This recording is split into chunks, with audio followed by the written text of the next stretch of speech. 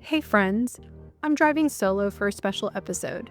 Those of you who follow the podcast know I'm an attorney by trade and have been in the world of politics for a long time.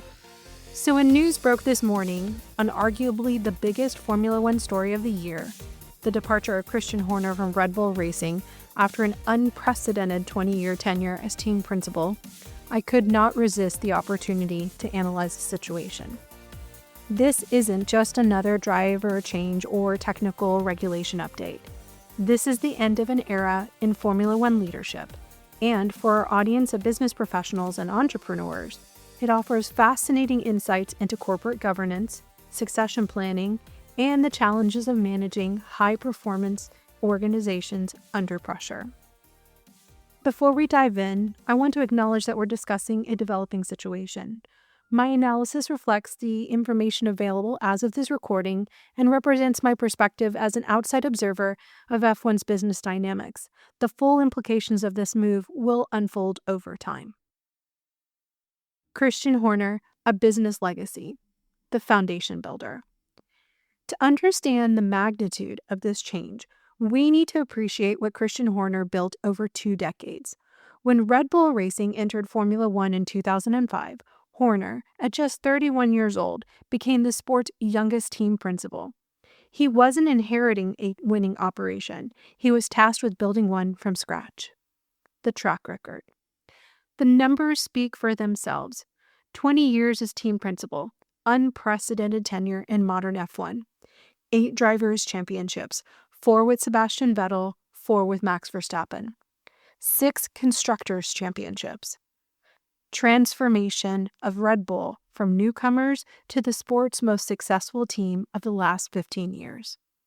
But beyond the trophies, Horner demonstrated something crucial for business leaders: the ability to identify, develop, and retain exceptional talent. He transformed Sebastian Vettel from a promising rookie into a 4-time world champion, then repeated that success by spotting Max Verstappen's potential early and creating the environment where he too could become a 4-time world champion. The leadership model. Horner represented a particular style of F1 leadership, the charismatic, hands-on team principal who was the face of the organization. He wasn't just a corporate executive.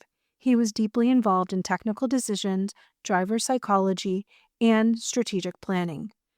This model worked brilliantly in F1's previous era, but, as we'll discuss, may be less suited to today's corporate-dominated landscape. The business context. Why now? Performance pressure. Let's examine the numbers that likely influence this decision.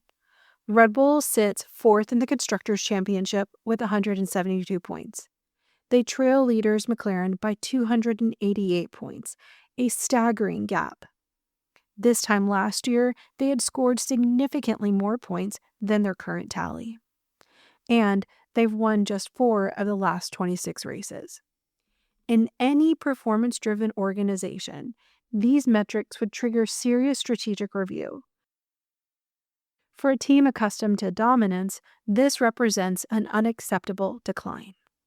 But what's particularly intriguing is how suddenly this leadership change was executed, suggesting that the final catalyst may have been less about these gradually declining numbers and more about a specific internal trigger that forced immediate action. The talent exodus. Horner's departure coincides with significant personnel losses. Adrian Newey, Chief Technical Officer, left for Aston Martin. Jonathan Wheatley, Sporting Director, became Sauber's team principal. Rob Marshall, Chief Engineering Officer, left and is now Chief Designer for McLaren. And multiple other key technical personnel have departed. This brain drain would concern any board of directors. When your competitive advantage depends on human capital, losing key talent creates exponential problems. The 2026 challenge. Perhaps most critically, 2026 represents a fundamental reset for Red Bull. 1. New chassis regulations. 2. New power unit regulations. And 3. They will run their own power unit for the first time in partnership with Ford. While organizations sometimes use regulatory resets to implement leadership transitions, the timing here suggests something closer to panic than strategy. With roughly 200 days until the 2026 season and their power unit development likely in critical phases, this represents one of the worst possible moments for leadership disruption. Rather than giving new leadership time to own the project from the outset, they're inheriting a situation where fundamental decisions have already been made and time is running out.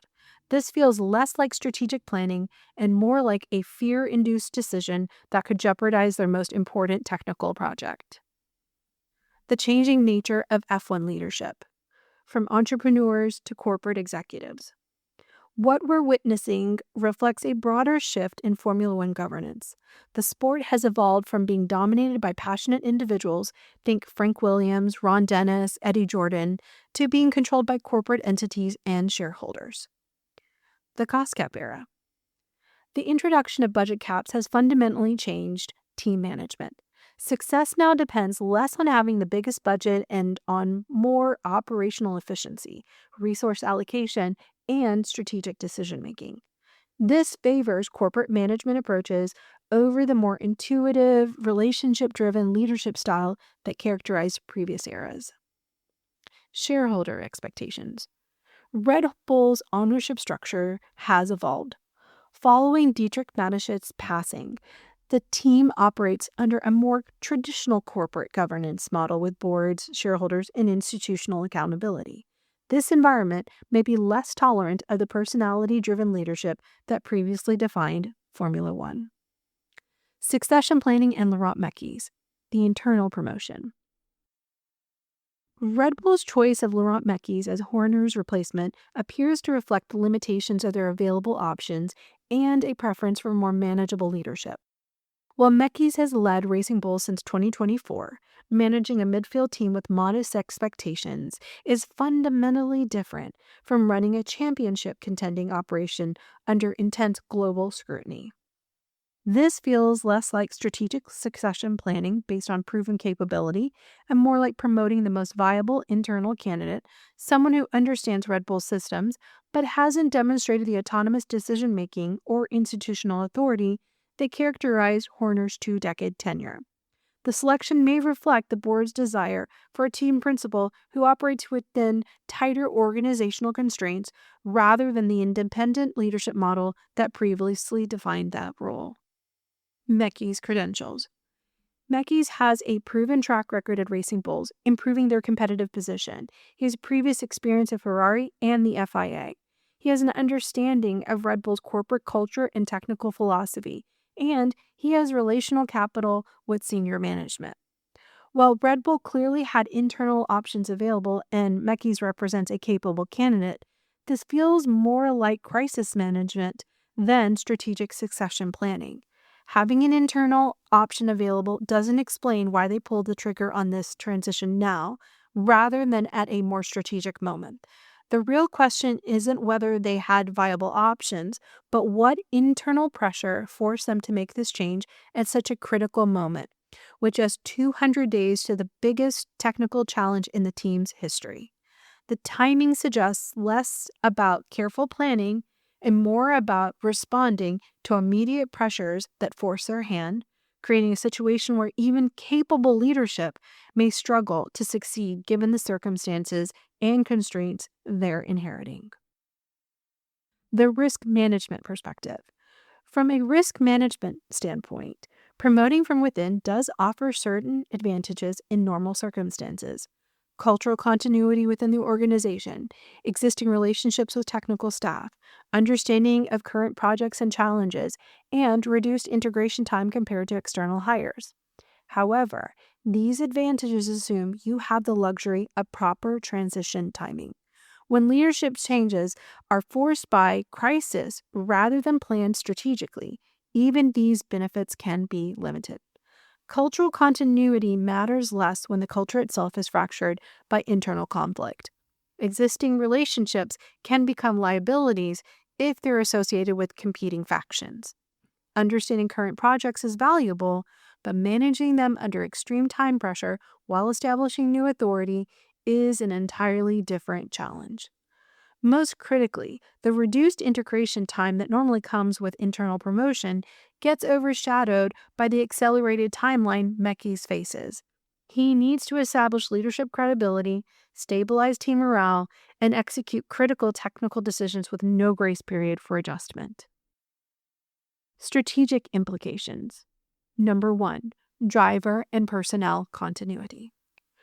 From a strategic analysis standpoint, Red Bull now faces the challenge of maintaining stability during this leadership transition. The team's priority will be ensuring continuity in their technical programs while managing any personnel transitions that may arise. Looking at this through a business lens, there is an important dynamic most analysts overlook. While star talent often receives retention packages during uncertain periods, the hundreds of engineers, mechanics, and technical staff face a different reality. They've gone 2 years without constructors' championship bonuses, money many had come to rely on for mortgages, kids' education, and family security. If Red Bull doesn't optimize their 2026 performance, that's potentially 3 or more years of facing missing financial rewards that were once routine.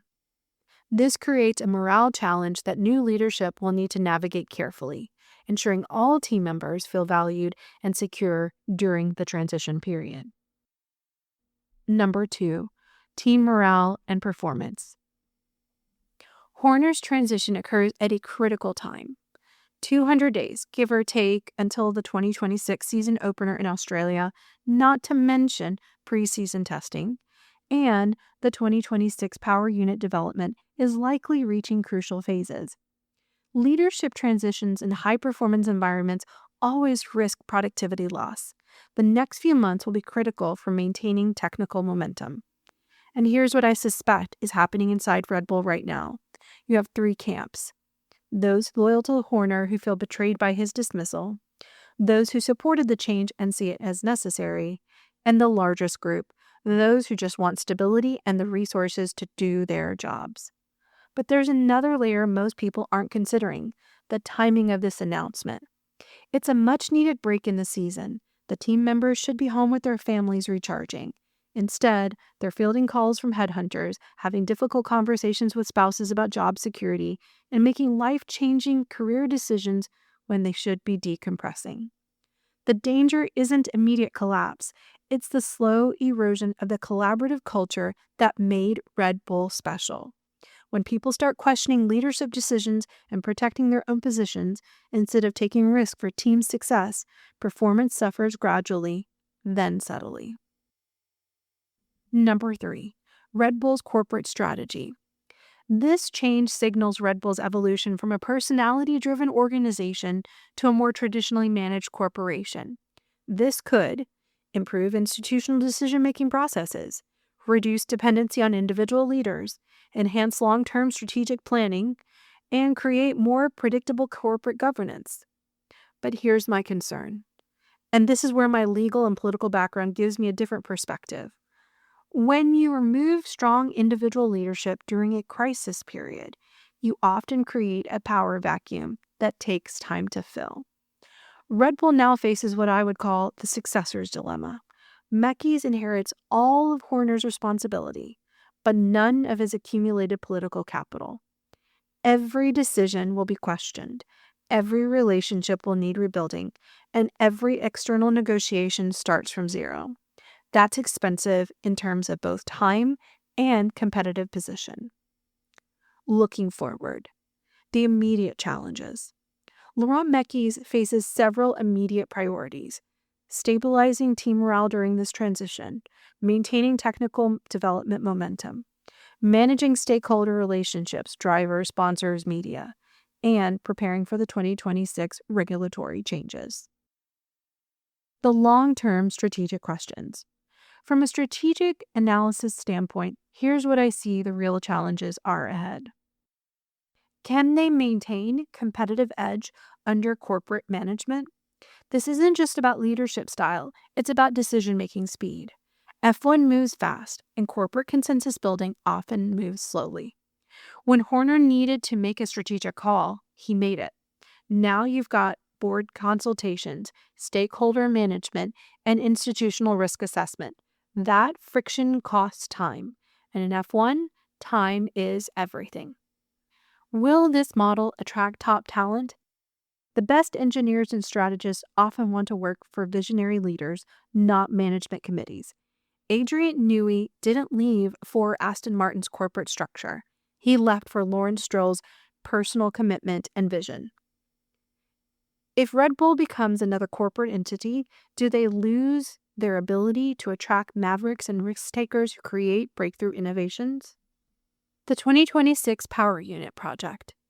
This represents Red Bull's biggest technical challenge and perhaps their greatest vulnerability.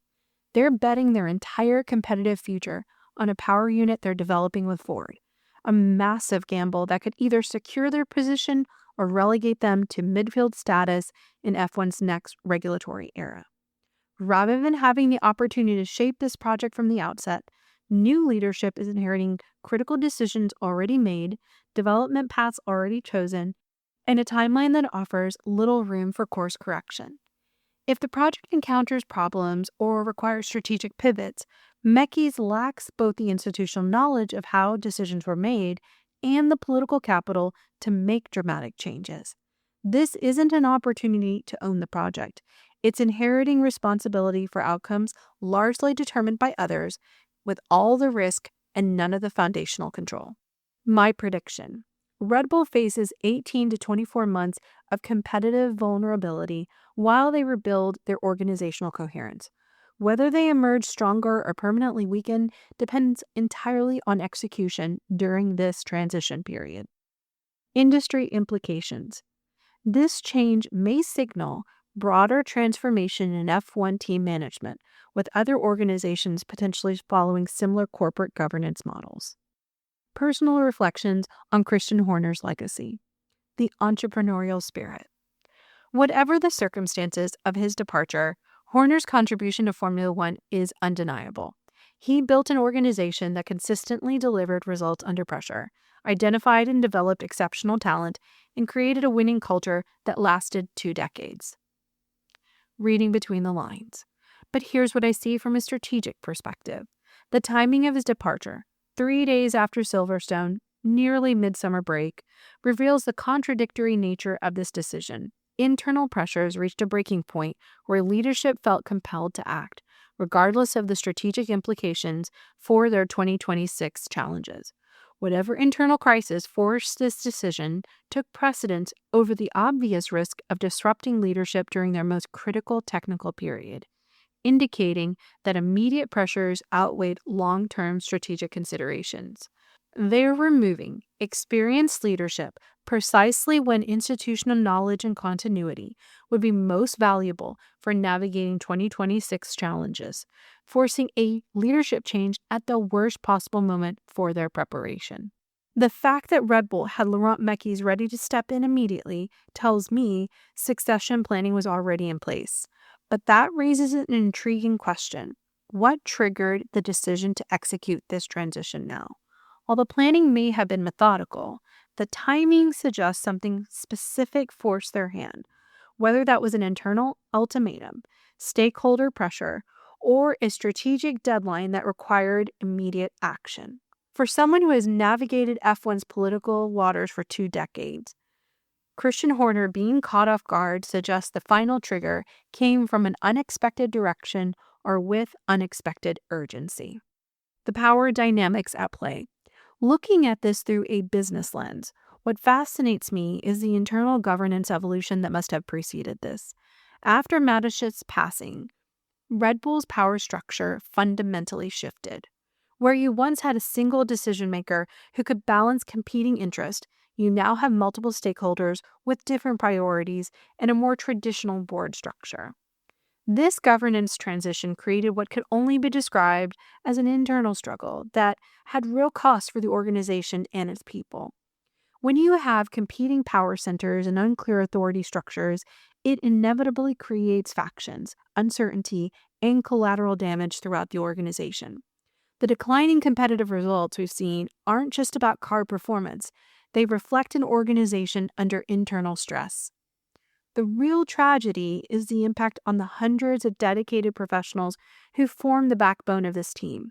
The engineers, the mechanics, hospitality staff, and countless others who've built their careers around Red Bull's success. These are people who've sacrificed enormously for the team's achievements, and they've now endured 2 years of internal uncertainty while trying to maintain their professional excellence. For someone who spent 20 years building relationships with these team members, developing their careers, and creating the culture they've come to rely on, watching this internal civil war unfold must have been devastating on both professional and personal levels. In this kind of organizational conflict, there are rarely winners, only different degrees of loss. What's particularly difficult to witness is how the uncertainty affects people who had no voice in these power struggles, but whose livelihoods and careers depend on organizational stability. The soldiers of the team, the people who actually build the cars and execute the operations, deserve better than to be caught in the crossfire of competing leadership visions. The Verstappen factor. From a strategic analysis standpoint, there is an important dynamic that may have influenced this transition. When you have a generational talent like Verstappen, who represents significant commercial value, their preferences naturally carry substantial weight in organizational decisions. However, this creates what I call the star player paradox in high-performance organizations. While star talent drives results, when the talent begins to influence management decisions, it can create unintended consequences that aren't immediately apparent. Here's what concerns me from an organizational perspective. If this transition was influenced by driver-side pressure, it may have underestimated the deep institutional loyalty Horner commanded within the team. 20 years of leadership creates extensive networks of personal and professional relationships. Many current team members owe their careers to Horner's identification and development of talent. The apparent shock among team members suggests this wasn't broadly anticipated internally, which indicates a disconnect between senior decision-making and the broader organization. That's a classic warning sign in corporate governance. There's also a broader business lesson here about the risk of allowing any single stakeholder, regardless of their value, to drive leadership decisions. The most successful organizations maintain clear separation between operational talent and governance structures. When that boundary blurs, it can create instability that extends far beyond the immediate decision. The corporate management miscalculation.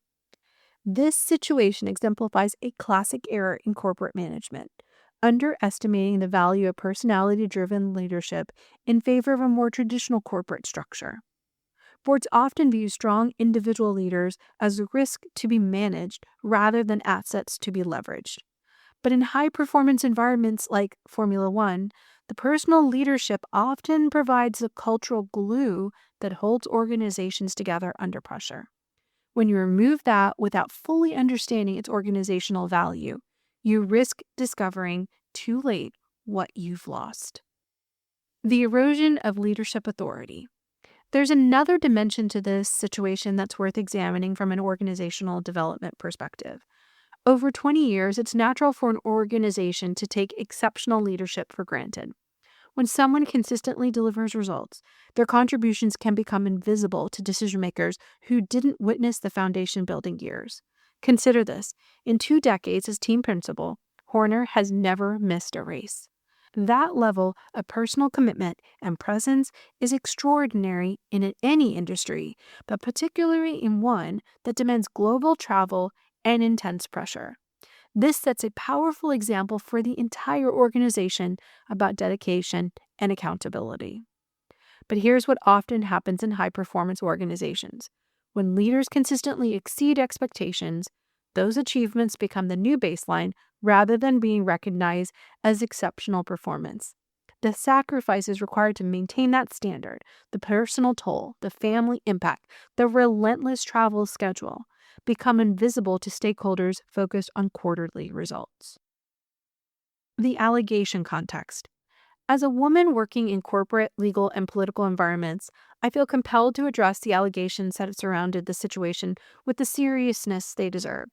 We must acknowledge that creating safe, productive environments for everyone, especially women who have historically faced barriers in these male-dominated fields, requires us to listen to and take allegations seriously. I believe women and men who experience harassment deserve safe spaces to speak and be heard. We must address these concerns through proper processes that recognize power imbalances and provide appropriate protections for those who come forward.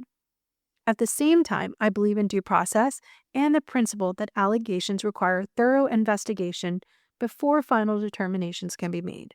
This isn't about minimizing concerns, it's about ensuring fairness for all parties involved. The reality is that these situations exist in shades of gray rather than black and white. We operate in an era where, in our zeal to correct historic injustices, we sometimes risk swinging the pendulum too far in the opposite direction. Neither rushing to judgment nor dismissing concerns serves justice. What troubles me about the timing of this decision is that if these allegations were the primary factor, you would expect a different timeline and process. The fact that this transition occurs now, during a competitive crisis, suggests other strategic considerations took precedence. From a governance perspective, proper processes, both internal and external, should be allowed to play out fully. These investigations take time precisely because they shouldn't be snap judgments. Quick decisions serve neither victims nor the accused well. I also believe in the possibility of redemption and growth. People can learn from mistakes, change their behavior, and earn trust back through demonstrated accountability, but only if there's a fair process to establish what actually occurred. The broader question for any organization is how to balance immediate operational needs with ongoing investigation processes while maintaining both accountability and fairness. The internal power struggle. From an organizational analysis standpoint, what appears to have occurred is a gradual erosion of traditional leadership authority. When you have multiple power centers within an organization, the established leadership structure versus stakeholder groups with different priorities, it creates what business schools call competing loyalties. In this case, you had voices within the organization whose primary allegiance may not have been to institutional success, but to specific individual interest. While those perspectives certainly matter, there's a fundamental question about whether decision-making authority should shift from those who build the organization to those whose track record lies in developing individual talent rather than institutional capability. The risk here is what I would call expertise substitution fallacy, assuming that excellence in one domain, driver development, automatically translates to expertise in another, organizational leadership. Building a championship winning team over 2 decades requires different skills than managing an individual career, even an exceptional one. The authority vacuum. When established leadership finds itself constantly defending decisions against internal pressure, rather than being empowered to execute strategy, it creates what organizational theorists call leadership paralysis. The leader becomes focused on internal politics rather than external competition. This is particularly dangerous in high-velocity environments like Formula One, where decision-making speed often determines competitive outcomes. If Horner was spending energy managing internal dynamics rather than optimizing performance, that represents a strategic handicap the organization imposed on itself. The broader lesson for any organization is this: when you allow competing power centers to undermine established leadership authority, you may win individual battles while losing institutional capability. The question Red Bull now faces is whether the voices that influence this transition have the institutional knowledge and organizational commitment to replace what they've displaced. Forgetting their own history. Perhaps most troubling from a strategic perspective is that this decision ignores Red Bull's own institutional history. This organization has navigated competitive cycles before, from the early struggles as newcomers to their dominant 2010 to 2013 era with Vettel, through the challenging Mercedes-dominated hybrid years, and back to championship success with Verstappen. Who was the constant through all these cycles? Christian Horner.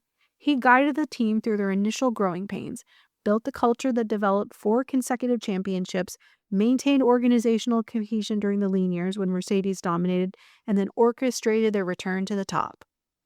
This kind of institutional memory and cyclical experience is invaluable in Formula One, where regulatory changes and competitive fortunes shift regularly.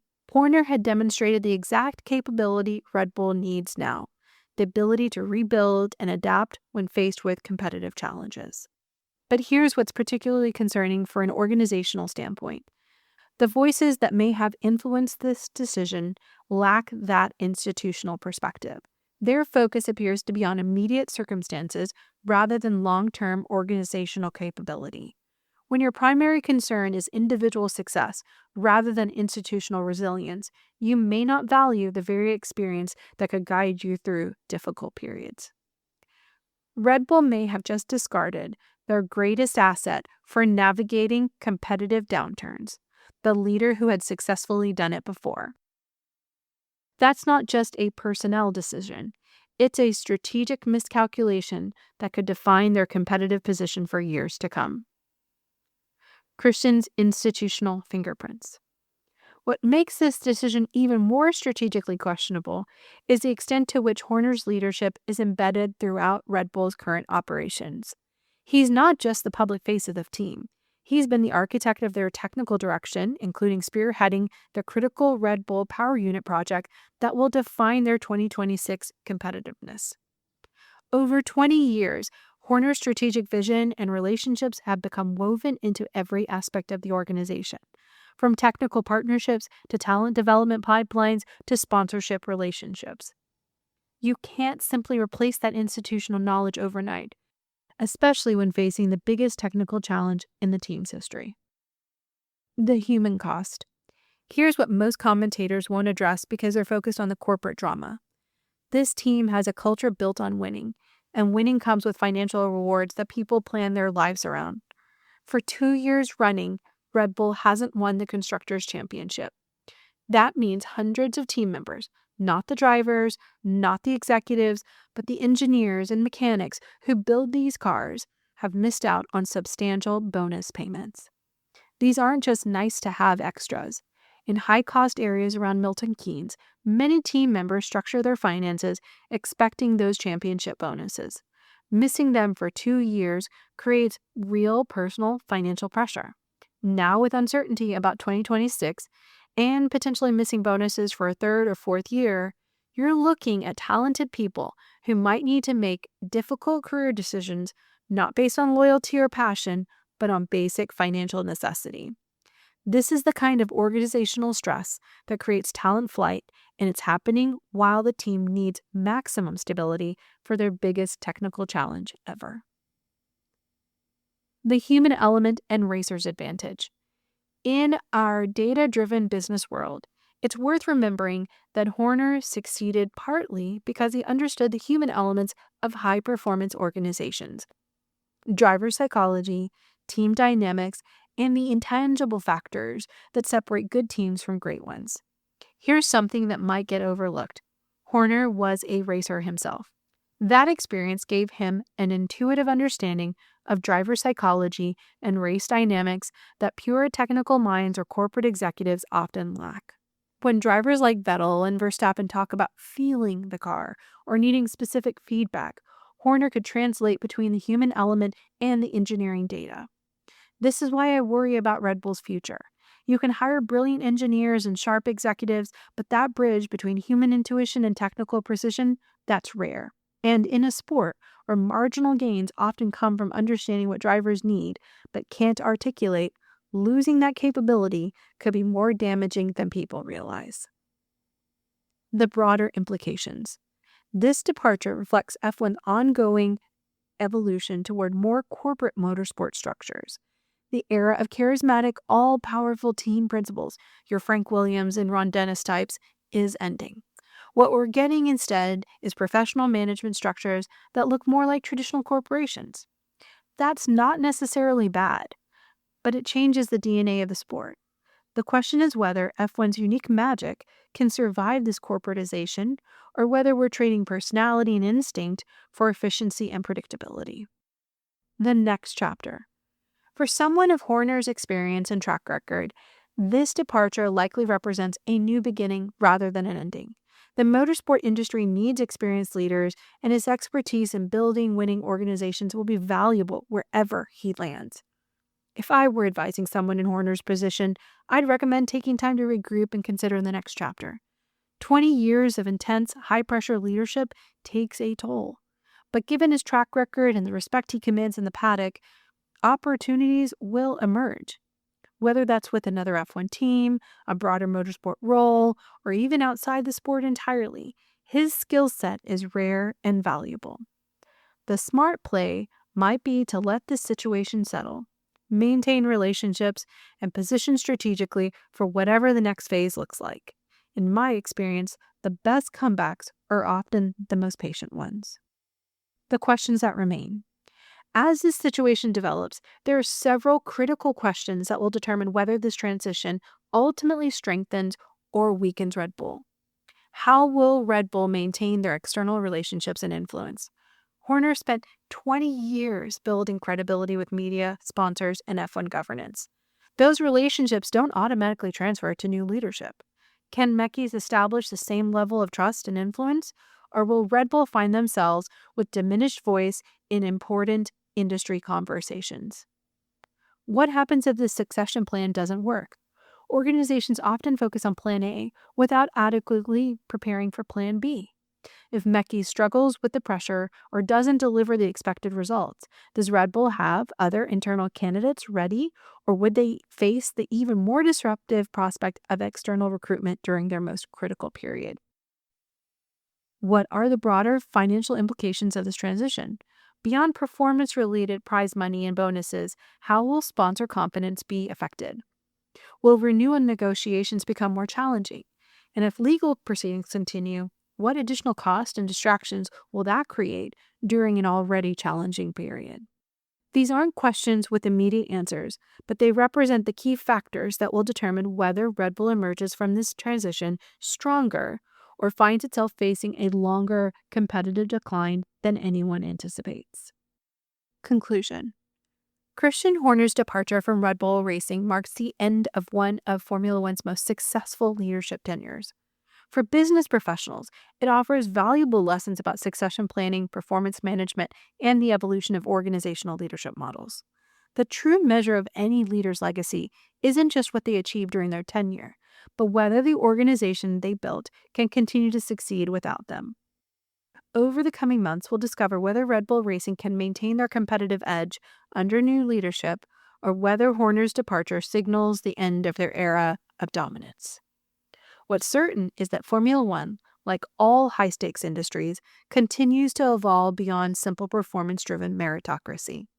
Success increasingly depends on navigating complex organizational dynamics, stakeholder relationships, and shifting power structures. As we've seen with this situation, even exceptional track records don't guarantee security when internal politics and governance models change. This situation will serve as a case study in organizational leadership and the cost of internal conflict. Whether Red Bull emerges stronger or faces prolonged decline will depend on execution during this critical transition period. The stopwatch still matters, but it's no longer the only judge. In Formula One, as in business, there are no guarantees, only consequences for the decision we make. For all the strategic analysis, we shouldn't forget that this represents the end of a remarkable individual journey that shaped Formula One for 2 decades. Thank you for joining me for this special episode analyzing Christian Horner's departure from Red Bull Racing. This is a developing story, and we'll continue to follow the implications as they unfold throughout the season. And I'd love to hear your thoughts. You can reach me on our podcast social media or email me at sabrina@2guysaGirlandF1.com. And with that, let me say, we'll keep talking and you can keep listening in because we're just 2 guys, a girl, and F1. For John, Dick, and me, Sabrina, thanks for listening.